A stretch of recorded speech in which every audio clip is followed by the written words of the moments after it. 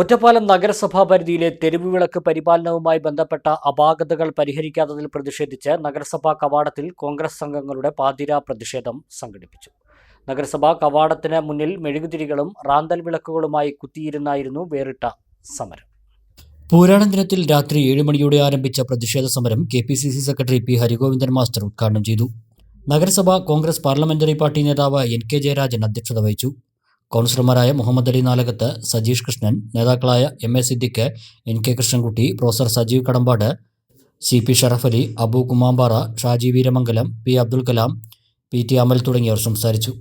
ഈ നാട്ടിലെ ജനങ്ങൾ ഈ ഓണക്കാലത്ത് പോലും കൂരിരുട്ടിൽ കഴിയുന്നു എന്ന വളരെ ദയനീയമായ ഒരു ചിത്രമാണ് ഇന്ന് ജയരാജനും നമ്മുടെ കൗൺസിലർമാരും ഈ നാടിന് മുമ്പിൽ ജനങ്ങളെ അറിയിക്കുന്നത്.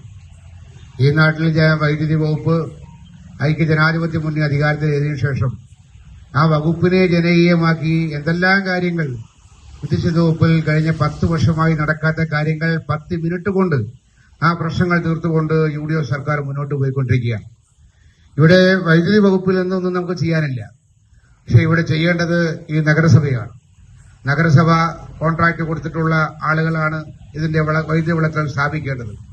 ആ വിളക്കുകൾ സ്ഥാപിക്കാൻ നമ്മുടെ കൗൺസിലർമാർ നിരന്തരം കൗൺസിലിൽ ആവശ്യപ്പെട്ടിട്ട് പോലും അതിനെതിരെ കണ്ണടച്ച് ഇരുട്ടാക്കുന്ന നഗരസഭയുടെ ചെയർപേഴ്സണും അതിന്റെ ബാക്കിയുള്ള ഭരണസമിതി അംഗങ്ങളും ഈ തിരുവോണ നാളിൽ പൊന്നോണ നാളിൽ പോലും ഈ നഗരത്തെ കൂരിട്ടാക്കുന്ന രൂപത്തിലുള്ള നടപടികളെ മുമ്പോട്ട് പോകുമ്പോൾ മാനിഷാദ പറഞ്ഞുകൊണ്ട് അരുത് കാട്ടാളന്മാരെ എന്ന് പറഞ്ഞുകൊണ്ട് പ്രിയമുള്ള നമ്മുടെ കോൺഗ്രസിന്റെ കൗൺസിലർമാർ പാതിരാ സമരത്തിന് നേതൃത്വം കൊടുത്തിരിക്കുകയാണ്.